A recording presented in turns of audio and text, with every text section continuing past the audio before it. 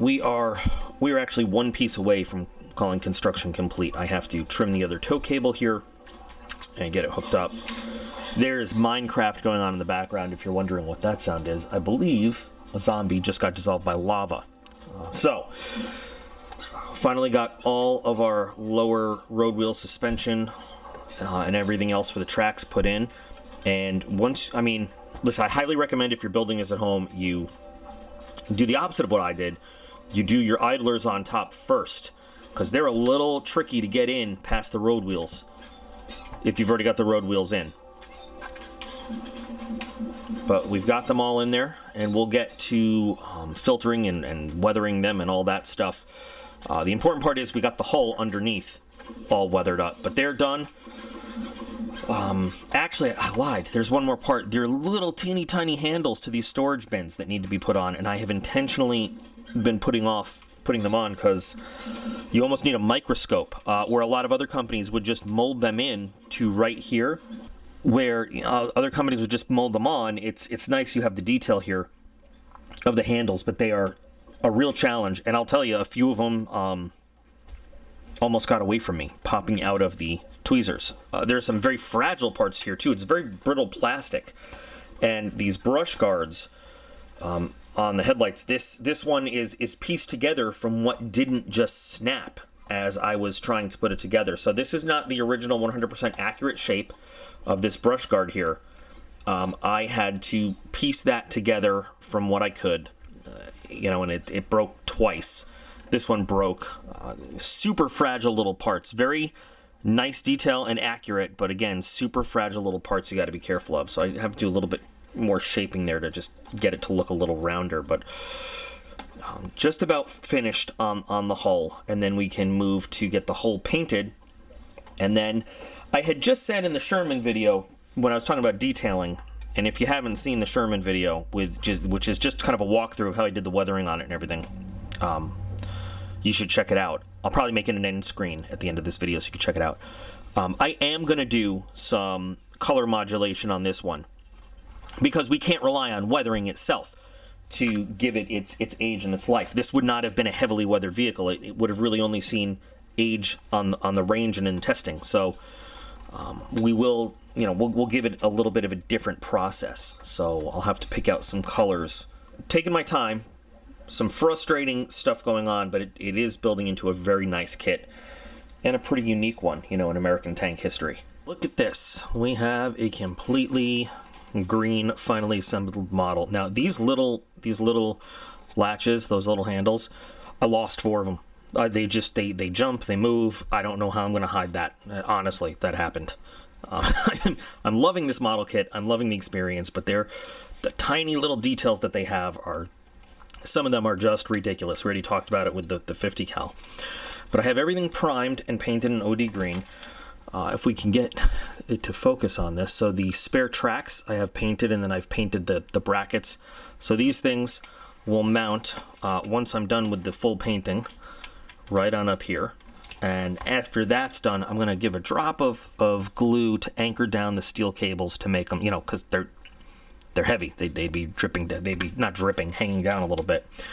But I need to make sure that these are attached and anchored correctly so I know exactly where the steel cables will sit before I do any attaching and whatever. So I've got these off to the side.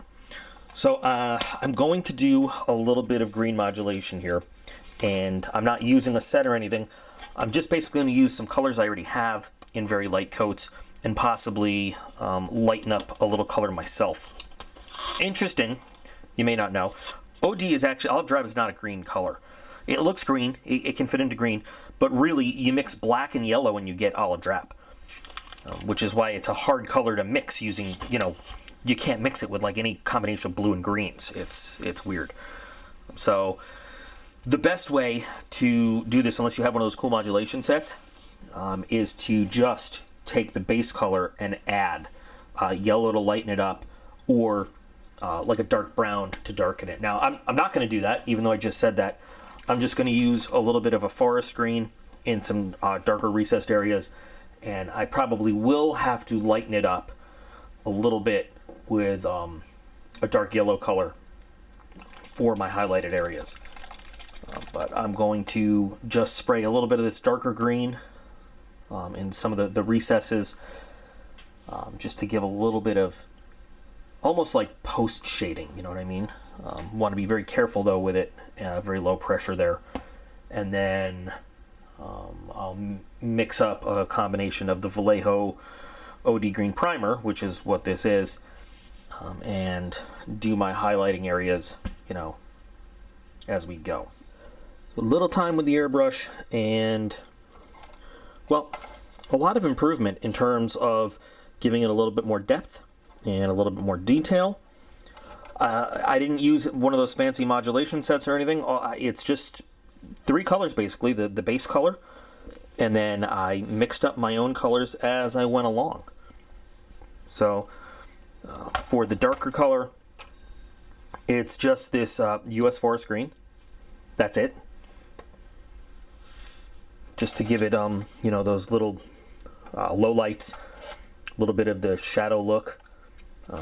Like I said, a little set of pre-shading, post shading in various places, along with the turret. A little harder to see in the turret. I did the rear under areas a little bit and around some of the shadowy areas. And then I just mixed up on the fly some of the original Olive Drab, whatever was left in the airbrush of this, and it wasn't much. And then a little bit of desert yellow for the next one, just to give, you know, the first, sorry, so it's 4 colors.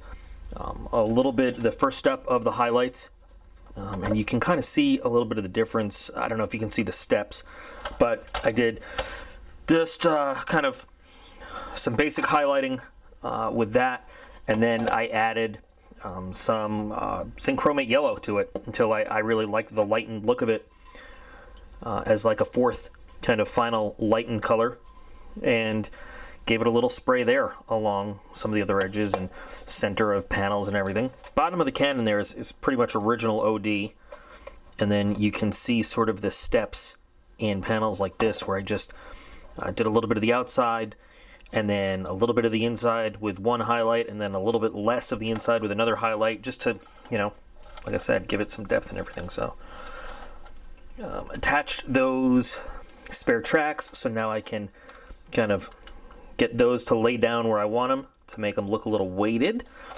And when we put the turret on, it actually looks kind of, you know, from the side it definitely has the Pershing look with the skirts on and everything, but it's coming together. It looks like a tank, you know. So I'm gonna let this sit for about 24 hours, and then I will give it a nice gloss coat so that I can start working on some decals and filters, and then I can go to work on detail painting and a little bit of light weathering, just light weathering. Things like these exposed mufflers, they would get rusty quick because of the heating up of the paint and the paint shedding off and leaving exposed metal. Happened a lot. But, you know, just like I said, light weathering, little touch-ups here and there, but I'm pretty happy with the way this is all coming out. Frustrations aside, I want to work on the tracks a little bit more too. I want to give them a little bit more wash to them, a little bit more color, but not bad. I mean, it's looking good. Certainly is a very heavy tank. Now that we've got this done though, I still have the Easy 8 that I can put next to it, just for, again, difference in size. What an enormous, huge tank this was, and if this thing had actually hit the battlefields of the Pacific or Europe, you know, if we had needed it, this would have been a monster, and we would have thrashed some German tanks.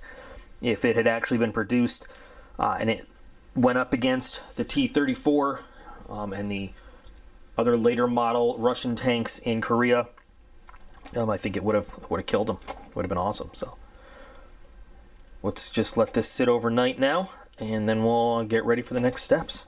Decal options for this, well, options are pretty much non-existent, and the decals themselves are very simple. We've got a national insignia on one side and on the other, and then a serial number on one side and a serial number on the other, and that's basically it. Now, it comes with a pair of 35s, which are not used on this kit at all.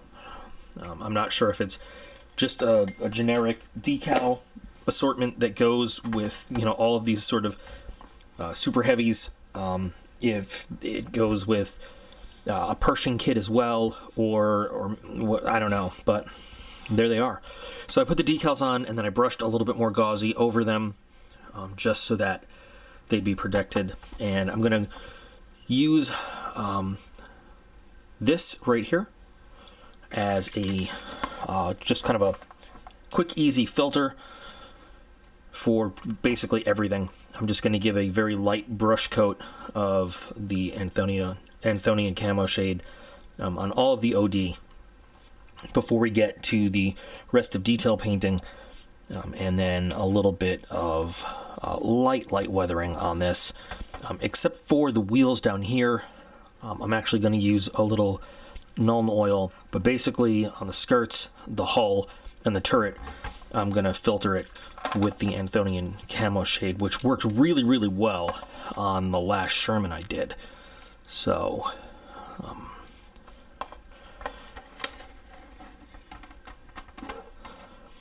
and it provides a really nice kind of just a little bit, you know, it's a greenish color anyway, and as you pull it down and it dries, you can see it just sort of gives a look to it that just, you know, the filtering is especially good when you have multiple colors, but when you have just one color, and here we have our one color, but we have our different, you know, shades with the modulation. So it really can help tie things together, and it can do a little bit of kind of highlighting around some panels and stuff, but that's really not what we're using it for. We're just using it to give sort of a unitary shade around the different colors on the surface, and sort of just change the hue a little bit as you look at it all. So I'm going to get to doing that all around. Man, some fragile little pieces. I broke that off again. I am kind of like King Kong wrecking this tank as I go through all the different progress steps. But it's okay, I'll get it all fixed up in the end. So let me just complete this, and then we'll look at it again and start to think about next steps. There is lots of detail work yet to be done, so I'm going to spend some time. We've got the tools, we've got lots of wood handles to do, we've got the spade grips on the 50 caliber, we've got the ammo box, just lots of little details to get to. So I'm going to spend some time doing that. I'm going to start by doing the wood, which typically I get really good results using just a dark yellow color as a basis, which doesn't look very wood-like to begin with, but then I give it a couple different washes, and the washes take this dark yellow color and actually really bring out a wood look to it. It's just something you have to see the way it ends up. It really works well. So when it's all finished, it actually I just came to it through experimenting with a couple different things. It works great. So I'm going to a couple light coats of the dark yellow on all of the little wood elements throughout the tank, and once I get all of them, a couple coats so they're fully wood, we'll do the washes. You'll see how that comes out, and then we'll do a couple other things we need to do throughout this whole thing.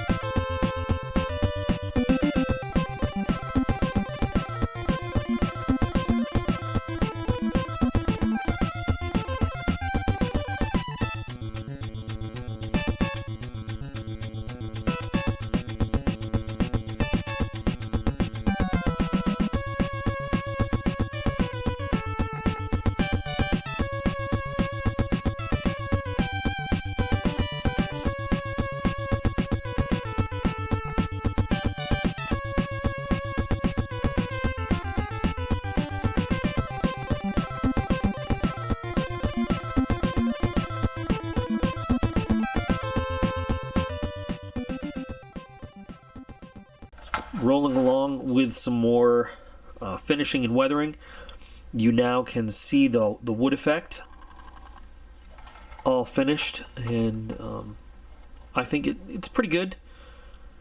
There's some other techniques you can do, but you know, once the final washing and everything is done, it's going to be pretty good. Forgot to mention that I was doing the rust on these mufflers. So all it is Panzer Aces rust. It's dark rust. You know, it's just another Vallejo color. AK Interactive rust streaks on top of it, which gives that kind of 3D-ish, almost, you know, crusty rust look. And then just some spots of Vallejo track wash mixed in. And it's a pretty convincing, you know, multi-layer rust finish, which works really, really well.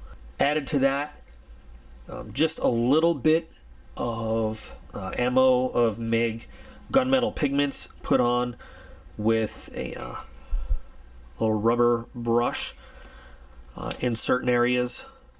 It has a little bit, a slightly different look than either dry brushing or even wet brushing around the edges to do some of the metal look. So, you know, I've got that on some corners, on these hinges, around the engine deck, and in some other places. And then I did just hit the corners with some gunmetal color in various places. And I used some Tamiya weathering compacts around the muzzle of the main gun. So ready to give it another gloss coat, another acrylic gloss coat, so we can get to using some enamel and some oil weatherings to kind of bring everything together and finish this job up with washes and stains and stuff like that. And you know, because this is not going to be a super highly weathered vehicle, it's oh, and I forgot the exhaust. That's also the Tamiya weathering. It's soot and oil stains from the Tamiya Weathering Master sets. By the way, same thing that's on the gun muzzle. Just a little bit of exhaust going on. So, like I was saying, once we get another acrylic gloss coat on everything, then I can get to work with some oils and some enamels. There's not a whole lot of streaking done, just enough to give the appearance of a little bit of wear and tear. Again, we're not doing a whole, you know, combat weathering on this. So I decided, after looking at another reference photo, that the exhaust pipes leading to these mufflers also, they would be subject to the same heat and paint destruction and rust. So I rusted them up, did a little bit of dry brushing, a little sponge metallics on there that you really won't see till we're just about done, but some very, very light streaking, little tiny bit of rust on various places. I mean, just a little tiny bit, because again, you know, this wouldn't have the modern kind of protections that vehicles current day would have. But, you know, so there'd be some rusty areas showing through during the course of vehicle testing and such. But at the same time, it's not going through, you know, a whole lot of stuff before it's given some kind of care and cleaning and stuff. So just a little bit. So where I'm at now is time to do the pigments. And I'm going to use two main ones on their own and then a little bit mixed. Some dusty pigment and some dirt in the road wheels on the tracks, up on the deck and everything.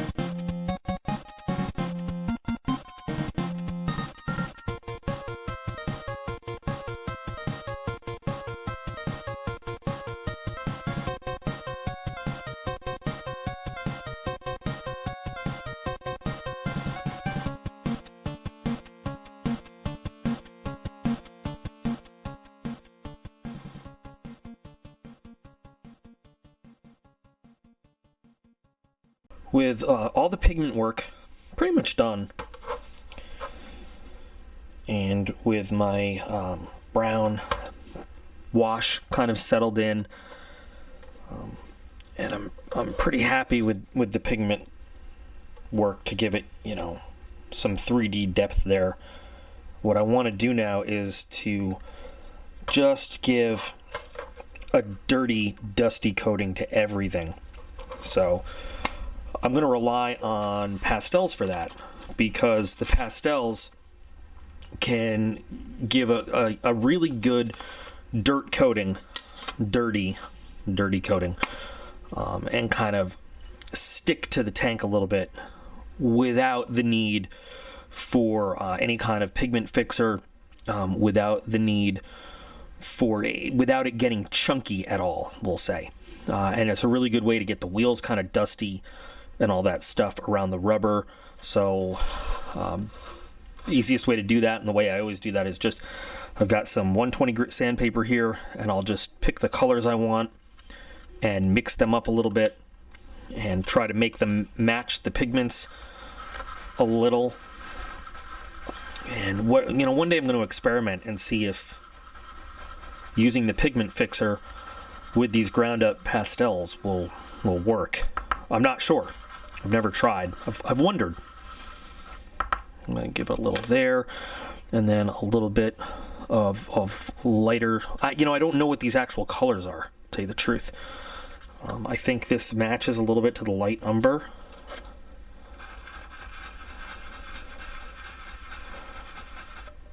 Just a little bit there. And maybe a little bit of this one. Just a little. Okay. And just take a nice flat brush and sort of mix these together.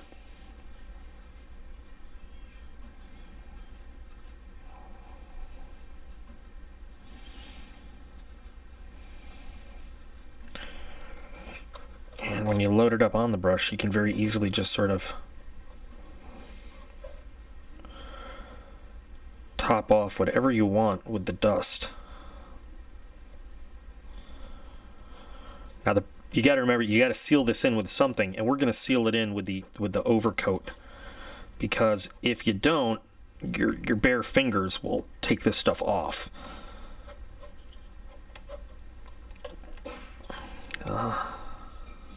We can just kind of brush this right over what we have to help give a dusty, dirty finish.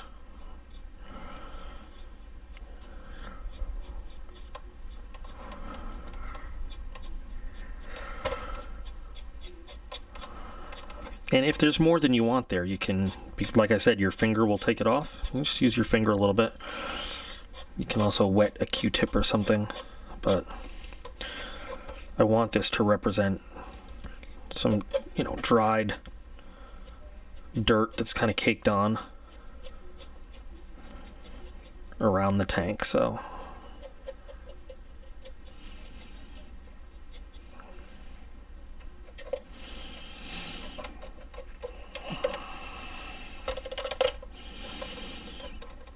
We don't want the tops of the road wheels to look like we've got this mud settled in other places, and we've got these clean rubber road wheels just chilling there. And we can sort of brush some dirt into these crevices here.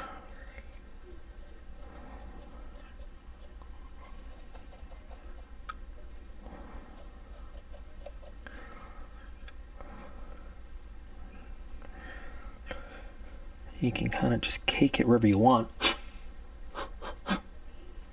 You could do this same kind of stuff with your pigments also, but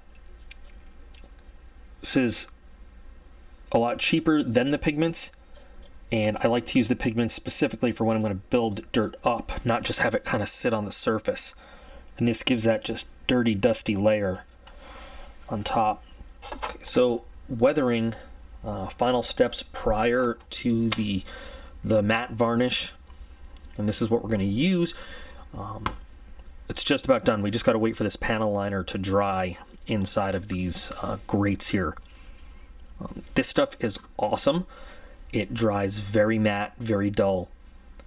I usually mix it about 50% with airbrush thinner. And once that's done, the only thing we're going to do, we're going to apply some fresh engine oil, also by MIG, around the fuel caps and everything. That really does hold on to a matte surface a lot better. The effect is a lot better. Plus, it'll give a slightly different sheen, as it would if fuel was dropped on the surface. So, one little note: there are two parts that are no longer attached. In the reference photos that I found, there's usually only one antenna attached to the tank. So I removed one of the antenna areas there. This little fragile part broke over and over and over, and that's one of the travel locks for the 50 caliber. I don't know where it went, honestly. I don't know where it went. I broke it.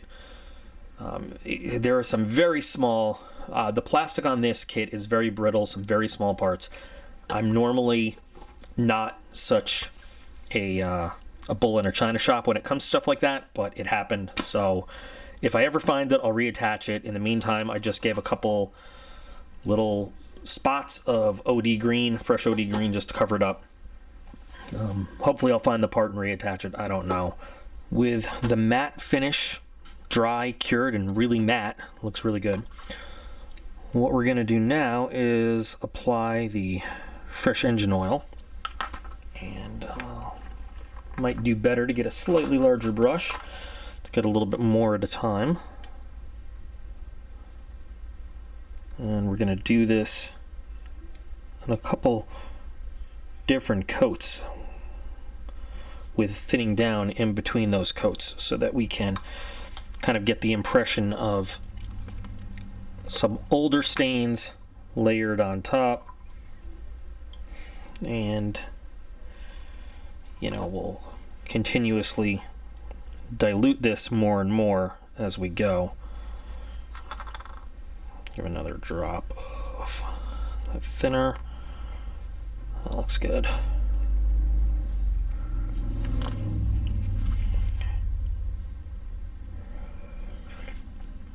Just small. You see how on the mat it really spreads out a little bit.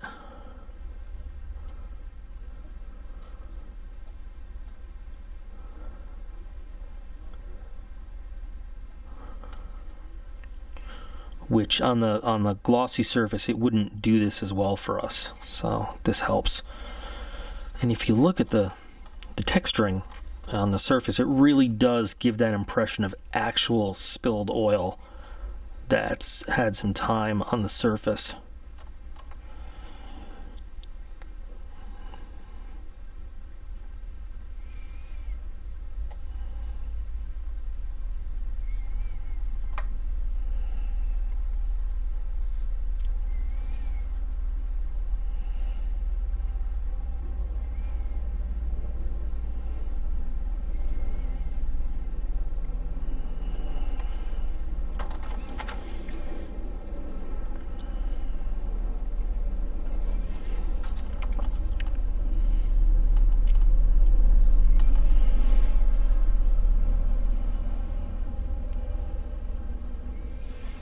This very diluted version is going to give us a very light effect when it's all done. So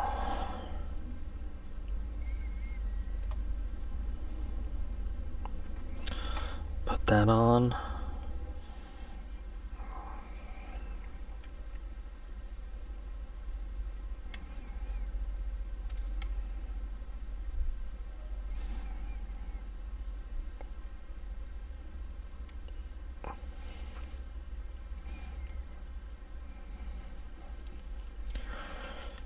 Adding some more to the mix.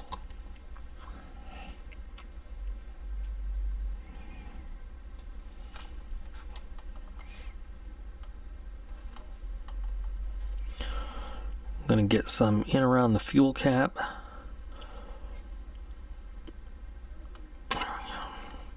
A lot of this you're not even going to see depending on the position of the turret, but we'll know it's there.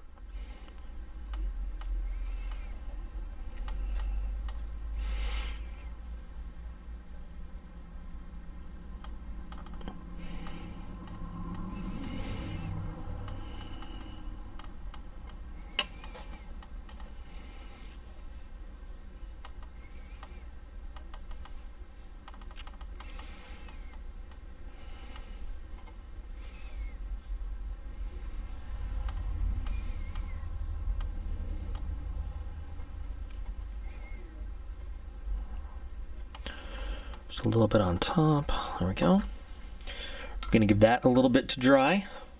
The last step we're going to do here is we are just going to take some directly out of the bottle and I'm going to make some dark puddles again right around the engine caps. A few drops here and there.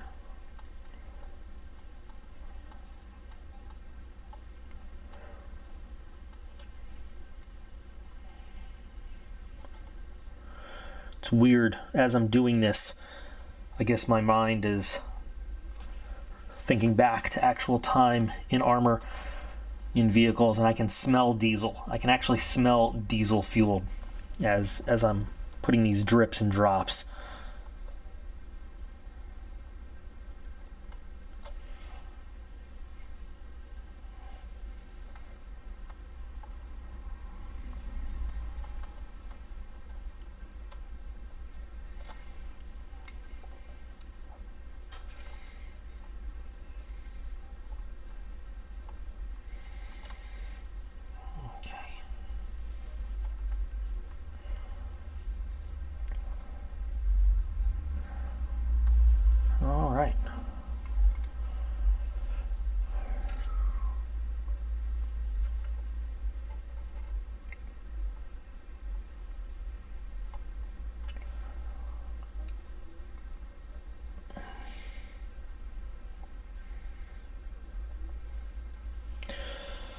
All right, just a little bit and that should do it. Now what I also did in between is I took what was in this palette here, I gave it another drop of thinner, and I put some around these engine housing doors as if maybe some grease and oil had spilled while things were being worked on and everything. But we're done with this step now. We'll just let that dry and that'll be nice. What we've got here that you can barely see is a 2-inch piece of steel wire. Now if we do the math in 1/35 scale, average length of a tank antenna is about 6 feet. So here we have, you know, a 2-inch, which is the scale length, and we are going to affix that right about here. So what I did was I cut off the little nub that's sticking up, and I started just a little bit of a hole in the center of that mounting, and we're going to use the pin vise with a little drill bit to make ourselves a hole to mount the antenna. Now I cut the antenna just a couple millimeters long, so we have enough to mount directly in there. I want to get that glue in that hole.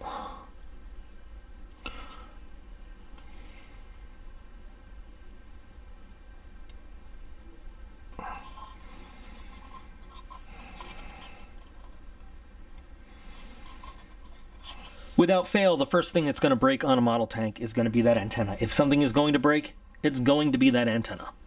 Always, always, always. So we'll just try to make sure it's fastened in the very best we can get it, with another extra drop of CA glue here.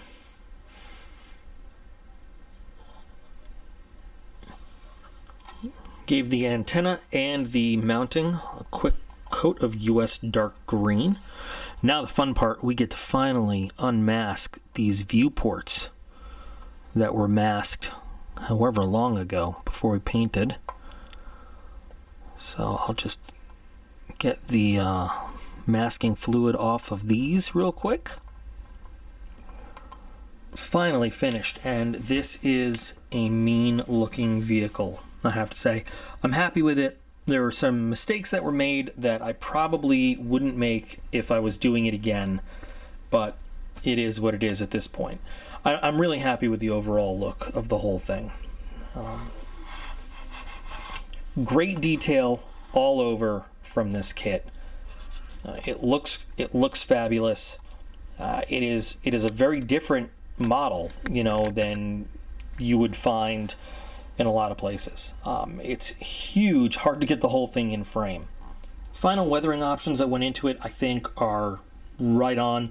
I think they show a tank that has really served well on the range and on in the testing phase, you know, but not a lot of battlefield wear and tear, which is exactly the look that we're going for out of this guy. I love the detail pieces that Takom has put into this.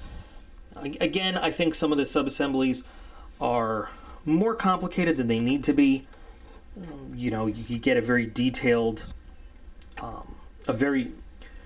once again, you get a very detailed showing without quite a lot of the complications, but overall, this tank it's a really, really nice kit to build.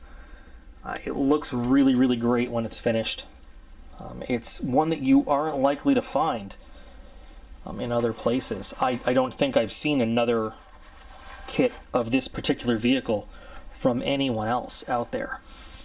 And that is just a monster of a main gun. So, very, very happy with the final product. Will look great on the shelf with everything else. Hopefully I'll be able to find that piece that broke off and reattach it. I probably just need to kind of clean and scan the work area a little bit and see where it went. But overall, overall again, looking at the weathering and everything that went into it, I want to be really careful with that antenna. The visible areas of the pigments really stand out well compared to the work with the pastels for the softer look all over the tank. And although I have kind of not liked doing it in the past, I think the color modulation really, really went well. And it's probably a technique that I'll use more often. So what do you guys think? Anybody have opinions on this regarding the final build or the kit, or any of the techniques or processes that I put into play to do this? Very open to questions, comments, criticisms, anything you have to bring to this conversation. Would definitely be interested in building another kit by this company, for sure. I think that they really did a great job putting this out, and I'd like to see what they do with other stuff. So, another project finished, and boy, do I have some fun stuff to move on to. So, thanks for joining me for another build. I hope you guys enjoyed it. I think we'll move back to aircraft for the next one, but I definitely have some cool other armor projects in my head and kits in stock that I'm going to work with. So join me back on the big green mat soon for the next fun adventure in modeling.